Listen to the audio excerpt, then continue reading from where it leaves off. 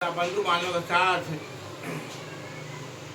प्रसन्नचित होकर विधि विधान से बने पुत्र के हाथ में कन्या दान कर दिया। उसके कारण भगवान उस पर रुष्ट हो गए। कुछ समय के पश्चात अपने व्यापार कर्म में कुशल साधु बने काल की प्रेरणा से अपने दामाद के साथ व्यापार करने के लिए समुद्र के समीप स्थिरतापुर नामक सुंदर नगर गया और वहाँ अपने श्री संपन्न दामाद के साथ वहाँ व्यापार करने लगा। गगन तो ये दोनों राजा कंकेतु रमणीय उस नगर गए।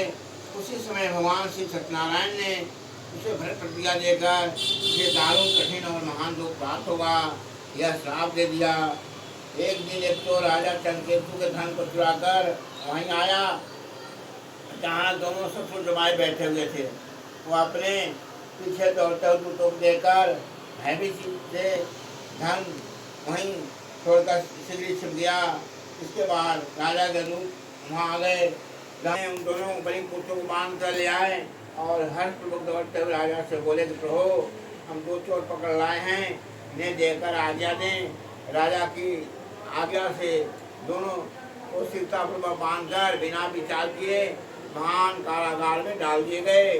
भगवान चंद्र की माया से किसी ने उन दोनों को बात नहीं सुनी और राजा कंकेतु ने उन दोनों का धन भी ले लिया।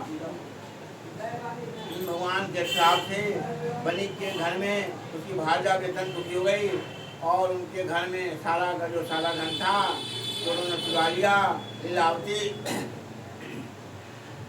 शारीरिक मानसिक पीड़ा से युक्त भूख प्यास से दुखी हो अंत चिंता से दर दर भटकने लगी। लीलावती कन्या भी भोजन के लिए इधर प्रतिदिन घूमने लगी। एक दिन सुधा से पीड़ित हो वह लीलावती एक ब्राह्मण के घर गई।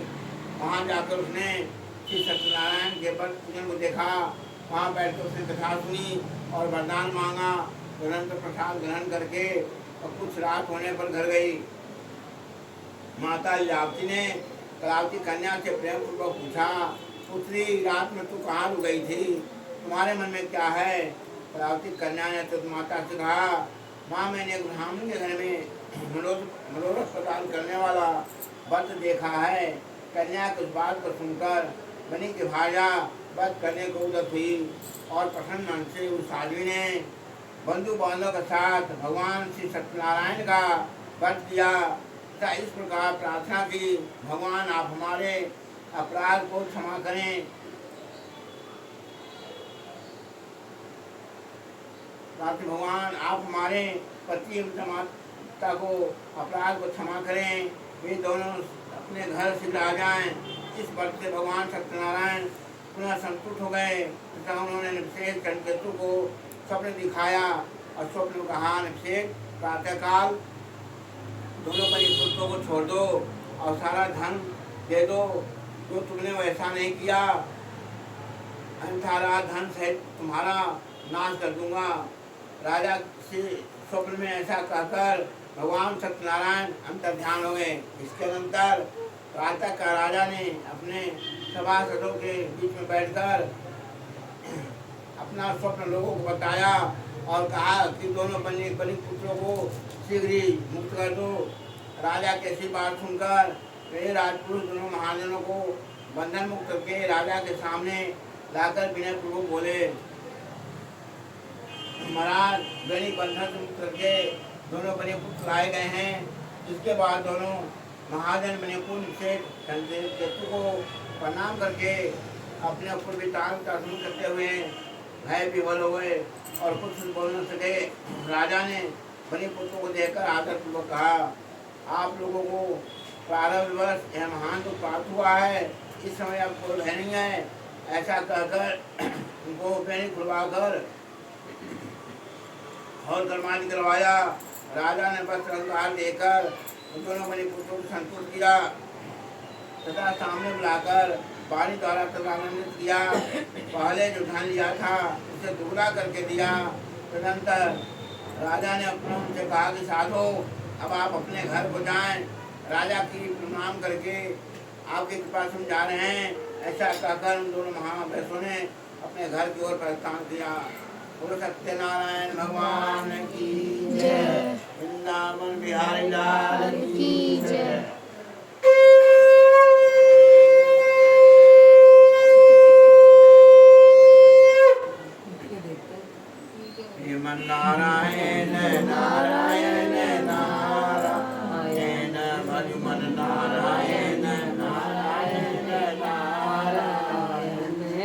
क्या बने? हाँ 4 के हैं। नारायण सत्यनारायण नारायण नारायण विष्णु नारायण नारायण नारायण विष्णु नारायण नारायण नारायण लक्ष्मी नारायण नारायण नारायण लक्ष्मी नारायण नारायण नारायण जय जय नारायण नारायण नारायण जय जय नारायण नारायण नारायण श्री हरि नारायण नारायण नारायण श्री हरि नारायण नारायण नारायण भगवान नारायण नारायण नारायण नारायण नारायण नारायण बोलो सत्यनारायण भगवान की जय वृंदावन बिहारी लाल की जय। चौथा अध्याय सूतवाच यातांतो किथवान साधु मंगलान पूर्णकाम राम ने भोधनं दत्ता ददातु न मंजो यह दुरेक देशाधो सत्यनारायण प्रभु जिज्ञासां कृतवान् साधो किमस्ति तव निहितं ततो महाजनमतो हेलाक्षा प्रवस्वै कथं दिक्षसि भोजन दिनं गाने खाने। भगवान ने कहा कि साधो तुम्हारी नाम में क्या भला है। तब घमंड में साधु नंबनिया ने कहा हंसते हुए दंडी क्यों पूछ रहे हो, क्या कुछ द्रव लेने की इच्छा है। हमारी नाव में तो लत्ता पत्र भरे पड़े हैं। ऐसे कठोर वाणी सुनकर हमारा बात सच हो जाए ऐसा कहकर दंडी सन्यासी का रूप धारण किए भगवान खुद जाकर समुद्र के किनारे बैठ गए। दंडी के चले जाने पर नित्य क्रिया करने के पश्चात उत्साही हुई जल में ऊपर की ओर उठी हुई नौका को देखकर साधु बनिया अत्यंत आश्चर्य पड़ गया और नाव में जब लत्ता पत्र देखा तो मूर्छित हो पृथ्वी में गिर पड़ा और जब उसे होश आया तो चिंता करने लगा।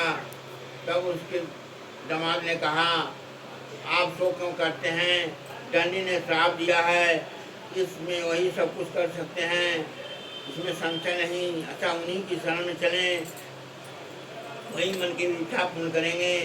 दामाद माता की बात सुनकर वह साधु बनी उनके पास गया और दंडी को देखकर उनसे भक्ति पूर्वक ने प्रणाम किया तथा आदर पूर्वक कहने लगा आपके सन्मुख मैंने जो कुछ कहा है असत्य भाषण अपराध किया है, आप मेरे उस अपराध को क्षमा करें।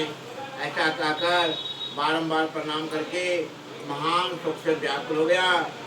दंडी ने उसे रोता हुआ देखकर कहा रे मूर्ख रो मत, मेरी बात सुनो। मेरी पूजा से उदासीन होने के कारण मेरी आज्ञा से तुम्हें बार बार दुख प्राप्त किया है। भगवान कैसे वाणी सुनकर उनकी स्तुति करने लगा। साधु ने कहा प्रभु यह आचार्य की बात है कि आपके माया से मोहित होने के कारण ब्रह्मादि देवता भी आपके गुण और रूप को यथावत रूप से नहीं जान पाते, फिर मैं मूर्ख आपकी माया से मोहित होने के कारण कैसे जान सकता हूँ। आप प्रसन्न हो, मैं अपनी धन संपत्ति के अनुसार आपकी पूजा करूँगा। मैं आपकी शरण में आया हूँ। मेरा जो नौका में स्थित पुराना धन था उसकी तथा मेरी रक्षा करो। उस बनी की भक्ति युक्त वाणी सुनकर जनार्दन भगवान संतुष्ट हो गए। भगवान हरि उसे अभीष्ट वर प्रदान करके वहीं अंतर ध्यान हो गए। उसके बाद वह साधु अपनी नौका में चढ़ा और उसने धन धान से परिपूर्ण देकर भगवान सत्यनारायण की कृपा से हमारा मनोरथ सफल हो गया। ऐसा कहकर स्वजनों के साथ उसने भगवान की विधिवत पूजा की। भगवान से सत्यनारायण की कृपा से वो आनंद से परिपूर्ण हो गया और नाव को पूर्वक संभाल कर उसने अपने देश के लिए प्रस्थान किया। साधु बनिक ने अपने दामाद से कहा और देखो मेरी रत्नपुरी नगरी दिखाई दे रही है। इसके बाद उसने अपने धन के रक्षक दूत को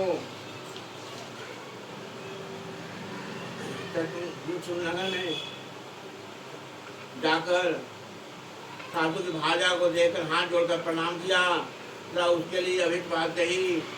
सेठ जी अपने दामाद तथा बंधु बांधवों के साथ बहुत सारे धन धान से संपन्न होकर नगर के निकट पधार गए हैं। तुम जम्मू से बात सुनकर वो महान आनंद से विवल हो गए और उस साधु ने श्री सत्यनारायण का पूजा करके अपनी पुत्री से कहा, मैं साधु के दर्शन से जा रही हूँ, तुम शीघ्र ही आओ।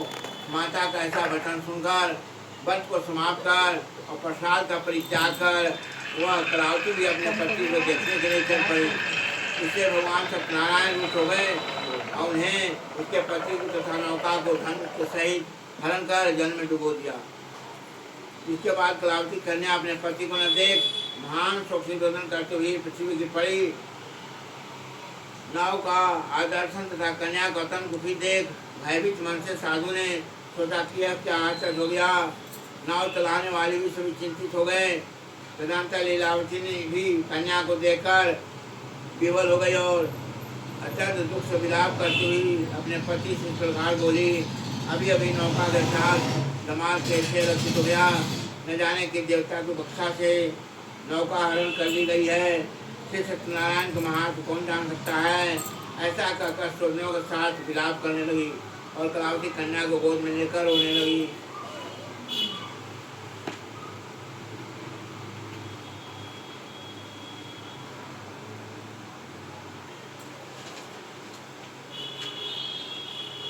कलावती कन्या भी अपने पति को न छुड़ाने से दुखी हो गई और पति की पालका लेकर उनका अनुगमन करने के लिए उसने मन में निश्चय किया। कन्या की प्रकार को आचरण को देख महाराज सहित धर्मक साधु बनी अत्यंत शोक संत हो गया और सोचने लगा, या तो भगवान सत्यनारायण ने धन धान से भरी इस नौका का अपहरण किया है अथवा हम सब भगवान सत्यदेव की माया से मोहित हो गए हैं। अपनी धन शक्ति के अनुसार मैं भगवान सत्यनारायण की पूजा करूँगा। सभी को बुलाकर इस प्रकार कहकर उसने अपने मन की इच्छा प्रकट की और बारंबार भगवान सत्यदेव को दंडवत प्रणाम किया। इसे दिनों के परिपालक भगवान सत्यदेव प्रसन्न हुए। भक्त वत्सल भगवान ने कृपा पूर्वक कहा, तुम्हारी कन्या प्रसाद छोड़कर अपने पति को देखने चली आई है। निश्चय इसी कारण इसका पति अतीत हो गया है। ये घर जाकर प्रसाद ग्रहण करके वह अपना आय कई सालों तुम्हारी पुत्री पति को प्राप्त करेगी, उसमें संशय नहीं। कन्या कलावती भी आकाश मंडल से ऐसी वाणी सुनकर शीघ्र ही घर गई और उसने प्रसाद ग्रहण किया। पुनः यहाँ का सूर्य अपने पति को देखा। तब कलावती कन्या ने अपने पिता से कहा, अब तो घर चले, विलम्ब क्यों कर रहे हैं। कन्या की बात सुनकर बड़े को संतुष्ट हो गया और विधि विधान से भगवान सत्यनारायण का पूजन करके धन तथा बंधु बांधव के साथ अपने घर गया। तदंतर पूर्णिमा तथा संक्रांति सर्वोपर भगवान सत्यनारायण का पूजन करते हुए श्लोक में शुभ होकर अंत में सतपुर वैकुंठ चला गया। बोलो सत्यनारायण भगवान की जय, वृंदावन बिहारी लाल की जय।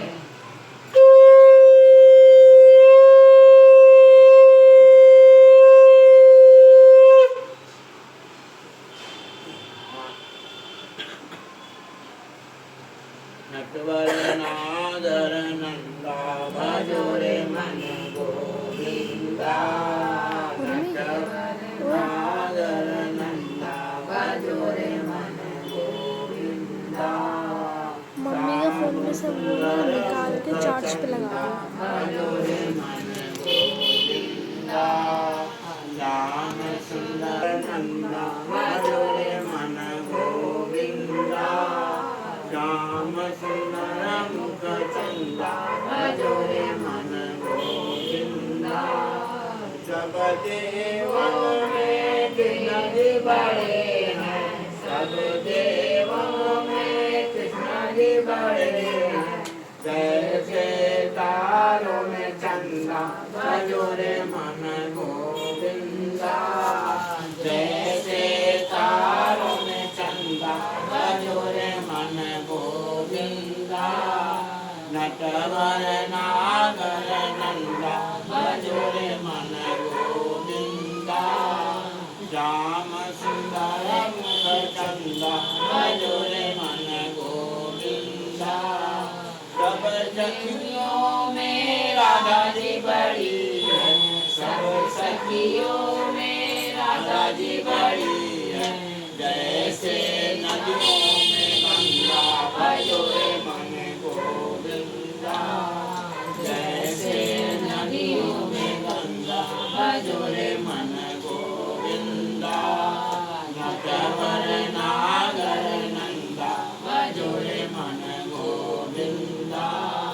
श्याम सुंदर मुख चंदा भजो रे मन गोविंदा ध्रुव तारे प्रहलाद उबारे ध्रुव तारे प्रहलाद उबारे नरसिंह रूप धरंता भजो रे मन गोविंदा नरसिंह रूप धरंता भजो रे मन गोविंदा नटवर नागर नंदा भजो रे मन गोविंदा श्याम सुंदर मुख चंदा भजो रे मन गोविंदा कालिदह में नाग्यो नाग्यो कालिदह में नाग्यो नाग्यो निता निता करला भनंता भजो रे मन गोविंदा निता निता करला भनंता भजो रे मन गोविंदा नटवर नागर नंदा भजो रे मन गोविंदा श्याम सुंदर मुख चंदा भजो रे मन गोविंदा मीरा के प्रभु गिरधर नागर मीरा के प्रभु गिरधर नागर काटो जम का फंदा भजो रे मन गोविंदा काटो जम का फंदा भजो रे मन गोविंदा नटवर वृथा मेरी न्यूधिनु सत्मा आसिक कुंजयो राजा प्रजापालन तत्र प्रसादं सतदेवस्य दुक्तादु मांस एकदा च बनगत्वा स्वादधान रसुं आगच्छति मूलं च त्यक्त्वा सत्तथ पूजनं गोपाकुर्वन्ति सन्तुष्टा भक्तियुक्ता च बान्धवा राजा दुक्तादर्पेण न गतो न मांसः ततो गोपनाथ पे प्रसादन प्रसन्निधौ। शिव जी बोले श्रेष्ठ मुनियों अब इसके बाद मैं दूसरी कथा कहूँगा, आप लोग सुने। अपनी प्रजा का पालन करने में तत्पर तुंगधन नाम का एक राजा था। उसने सत्यदेव के प्रसाद का परित्याग करके दुख प्राप्त किया। एक बार वह वन में जाकर वहाँ बहुत प्रकार के पशु को मारकर वट वृक्ष के नीचे आया। वहाँ उसने देखा कि